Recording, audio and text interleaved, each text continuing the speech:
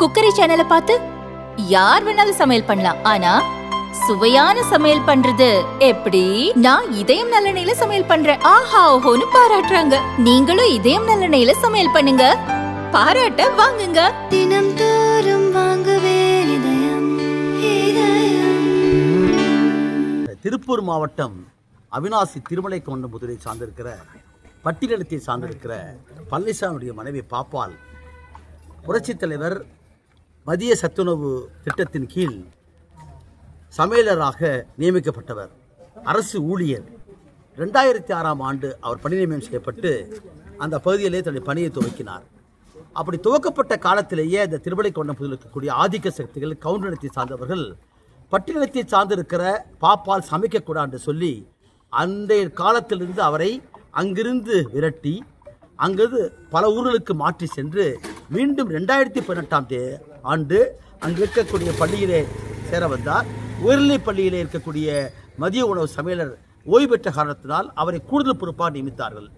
அப்போது இருந்த பத்மா என்று சொல்லக்கூடிய வீடியோ அவர்கள். ஆனால் அப்படி அவர் தன்னுடைய பணியாற்ற போன போது ஏற்கனவே 2006ஆம் ஆண்டு காலத்திலேயே அவர் பணி செய்ய விடாமல் விரட்டடிக்கப்பட்ட காரணத்தினாலும் அவர் பட்டியலத்தை சார்ந்தவர் எப்படி ஆதிக்க சாதியை சார்ந்திருக்கிற மக்கள் வசிக்கிற பகுதியிலே இவர் சமைத்து சாப்பிடுவது என்று சொல்லி அங்கே இருக்கக்கூடிய ஆதிக்க சக்திகள் பழனிசாமி கவுண்டருடைய தலைமையில் அங்கே இருக்கிற கவுண்டனத்தை சார்ந்திருக்கிற மக்கள் திட்டமிட்டே ஒரு தீண்டாமை கொடுமையை இந்த தேசத்தில் குடியரசு சட்டம் உருவாக்கப்பட்டு 76ஆம் ஆண்டை நாம் இன்றைக்கு கண்டு கொண்டிருக்கிறோம். ஆர்டிகிள் 17 பிரகாரம் தீண்டாமை ஒழிக்கப்பட்டு விட்டு சொல்லக்கூடிய வார்த்தையை புரட்சியாளர் அம்பேத்கர் அரசு சாசனத்துடைய 3வது பகுதியில் புகுத்தியிருக்கிறார். ஆர்டிகிள் 14, 15 படி அனைவருமே சட்டத்தின் முன் சமமானவர்கள், சம வாய்ப்பு உண்டு. அதே போல் இன்றைக்கு யாரையும் ஜாதி, மதம், தொழில், பால் ஆகியவற்றால் பாகுபாடு காட்டக்கூடாது. இப்படிப்பட்ட சட்டம் நீதிமன்றத்தால் அணுகி நிறைவேற்றக்கூடியவை. அதன் அடிப்படையில் தான் 1989ஆம் ஆண்டு வன்கொடுமை தடுப்பு சட்டம், தாழ்த்தப்பட்டோர் மற்றும் பழங்குடிகள் மீதான வன்கொடுமை தடுப்பு சட்டத்தை 1989ஆம் ஆண்டு உருவாக்கி அது இன்றைக்கு 2016ஆம் ஆண்டு வலுப்படுத்தப்பட்டது. ஆனால் இந்த சட்டங்கள் எல்லாம் நடைமுறையில் மட்டும் இன்றைக்கும் கூட வரவில்லை. காரணம், ஆட்சியாளர்களே காவல்துறையே சாதியமாக இருக்கிற காரணத்தால் தான் இந்த சட்டங்கள் எல்லாம் நடைமுறைப்படுத்தப்படவில்லை.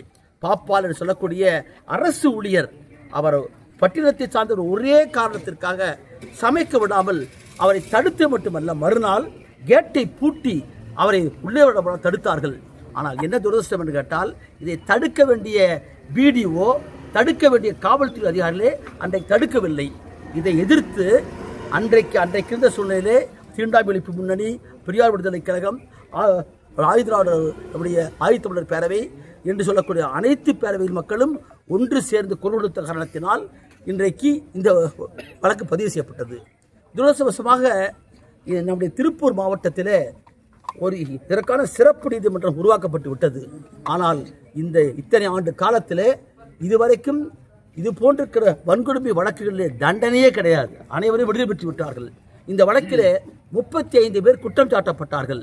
அந்த 35 பேரோடு சேர்ந்து இந்த செயலுக்கெல்லாம் காரணமானவர் இருக்கக்கூடியவர் பத்மான்னு சொல்லக்கூடியவர், அவர் மீனாட்சி சொல்லக்கூடிய 36 குற்றம் சாட்டப்பட்டவர். அவர் பிடிஓ, இவருடைய மேல் அதிகாரி. இவருக்கு பாதுகாப்பு தர வேண்டியவரே அவர்தான்.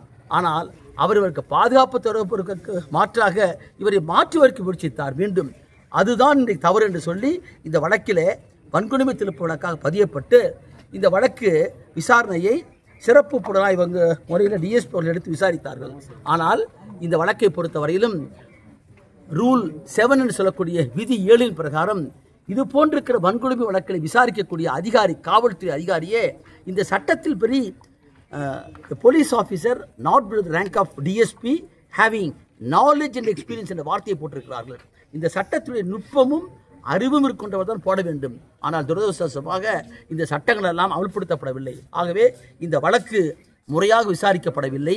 அது மட்டுமல்ல, அதில் போட்டிருக்கிற குற்றச்சாட்டிலே 36வது குற்றச்சாட்டப்பட்டவராக பிடிஓ மீனாட்சி சேர்க்கப்பட்டார். அவர் உயர்நீதிமன்றத்துக்கு சென்று தன்னை விடுவிக்க வேண்டும் என்று சொல்லி முறையான நம்முடைய எதிர் தாக்குதல் இல்லா காரணத்தினால் விடுவிக்கப்பட்டு விட்டார். 35 பேர் மட்டும்தான் இந்த வழக்கிலே அவர்கள் சட்டத்துக்கு புறம்பாக ஒன்று கூடி தடுத்து அரசு ஊழியரை பணியாக்க விடாமல் தடுத்து, அது மட்டுமல்ல வன்கொடுமை சட்டத்துடைய 3 உபப்பிரிவு 1 அதில் இருக்கக்கூடிய R மற்றும் S, அதாவது ஒரு பட்டியலெடுத்துக்காரரை பொது இடத்திலே திட்டுவதும் அவமானப்படுத்துவதும் கேவலப்படுத்துவதும் அவரை பணிவிடாமல் செய்வதும் என்பது குற்றமாகும். இந்த வழக்கிற்கெல்லாம் குற்றச்சாட்டு வணையப்பட்டது. அந்த சமயத்தில் கோகுல்ராஜ் வழக்கில் நான் இருந்த காரணத்தினால் இந்த வழக்கிலே வழக்கறிஞர் பாண்டியன் அவர்களை இந்த வழக்கிலே சிறப்பு வழக்கிலாக போட வேண்டும் என்று கேட்டு அவரை ஒத்துக்கொண்டார். அந்த அடிப்படையில் தான் பாப்பால் அவர்கள் கேட்க வழக்கறிஞர் பாண்டியனை இந்த வழக்கிலே சிறப்பு வழக்கறிஞராக நியமிக்கப்பட்டு அவர் இந்த வழக்கு மன்றத்துக்கு வந்தார். ஆனால் இந்த வழக்கில் குற்றச்சாட்டுப்பட்டிருக்கிற பிரிவுகள் எல்லாம் சரியான முறையில் இல்லை என்று சொல்லி நாங்கள் பாப்பாவுக்காக நாங்கள் வழக்கு தொடர்கிறோம். என்று கேட்டால் இந்த சட்டத்திலே மட்டும்தான் பாதிக்கப்பட்டவர் தனக்காக ஒரு சிறப்பு வழக்கறிஞரை வைத்துக் கொள்ள முடியும். அது மட்டுமல்ல, தன் சார்பாகவே ஒரு வழக்கறிஞரை வைத்துக் கொண்டு வாதாட முடியும். அந்த அடிப்படையிலே பாப்பாலுக்காக நான் தனிப்பட்ட முறையில் வழக்கறிஞராக இதில் ஆஜரானேன். சிறப்பு வழக்கறிஞர் பாண்டியன் ஆஜரானார்.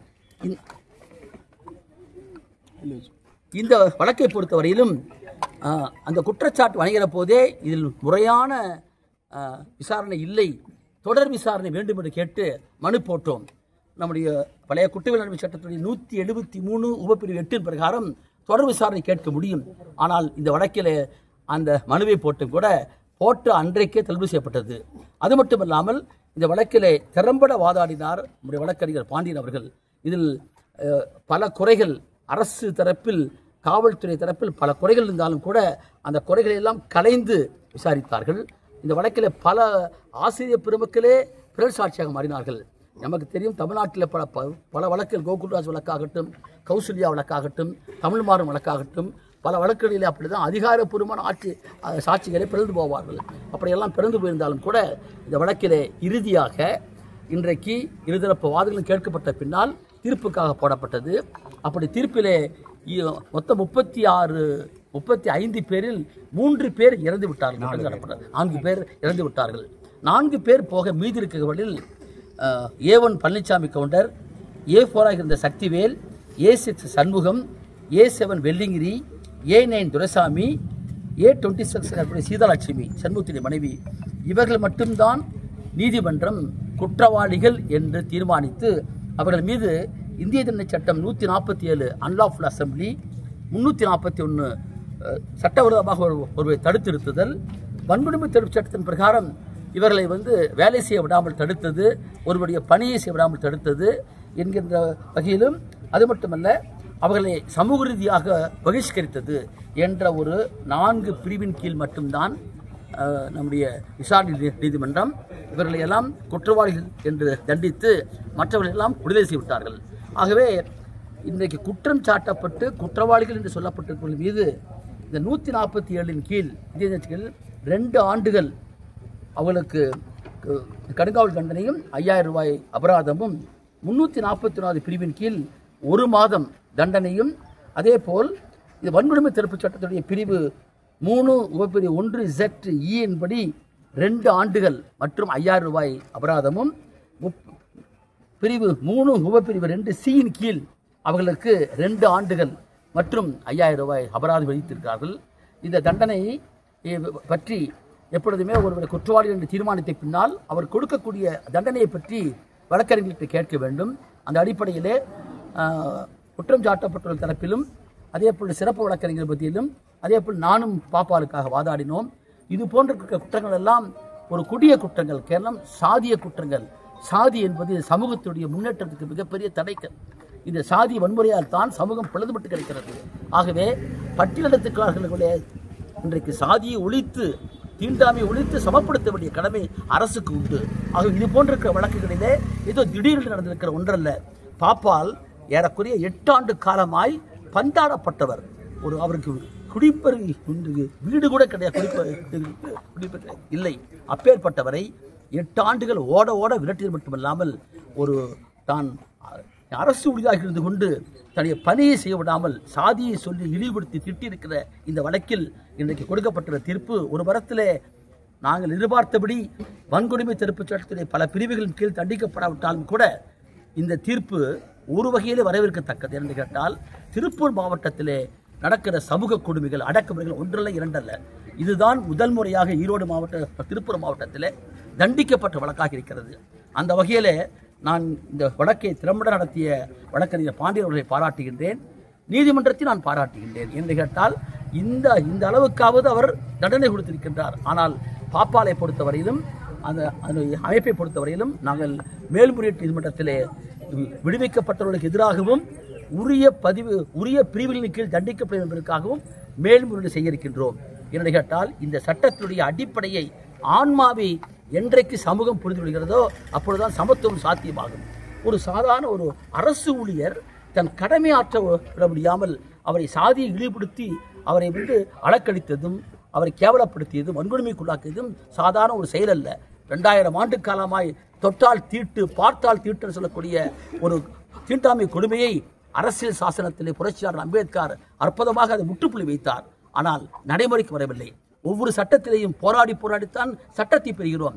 ஆனால் சட்டம் அமலுக்கு வரும் என்று சொன்னால் அதனை நடைமுறைப்படுத்துவதற்கு பாப்பாலுக்கு பின்புலமாக இருக்கக்கூடிய அமைப்புகள் தீண்டாமை ஒழிப்பு முன்னணி, ஆதித்தமிழர் பேரவை, பெரியார் திராவிட விடுதலை கழகம் போன்றிருக்கிற அமைப்புகளும் ஒன்று கூடி தொடர்ந்து போராடினார்கள்.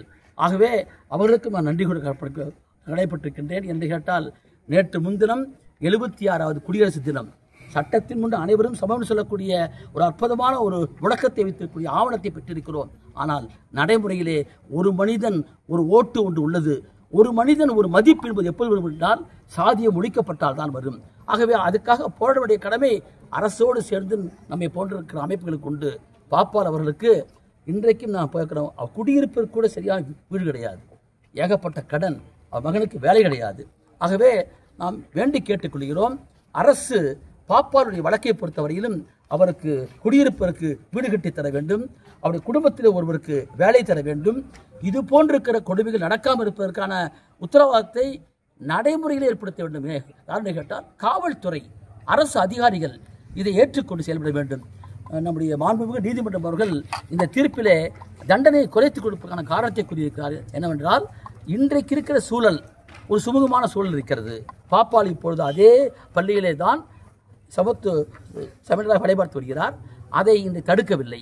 ஆக ஒரு மாற்றம் ஏற்பட்டிருக்கிறது, ஒரு சுமூகமான சூழ்நிலை ஏற்பட்டிருக்கிறது என்ற காரணத்தினால்தான் இந்த 6 பேருக்கும் 2 ஆண்டுகள் 5 ஆண்டு தர வேண்டும். 6 மாதத்திலிருந்து மினிமம் பனிஷ்மெண்ட் சொன்னால் 6 மாதம், மேக்சிமம் பனிஷ்மெண்ட் சொன்னால் 5 ஆண்டுகள் கொடுக்க வேண்டும்.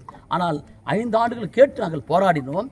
அவருடைய கூற்றில் அவருடைய தீர்ப்பிலே கூறியிருக்கிறார், இன்றைக்கு ஏற்பட்டிருக்கிற ஒரு சுமூகமான சூழ்நிலையிலே இவர்களுக்கு குறைந்தபட்ச தண்டனை என்று சொல்லியிருக்கின்றார்.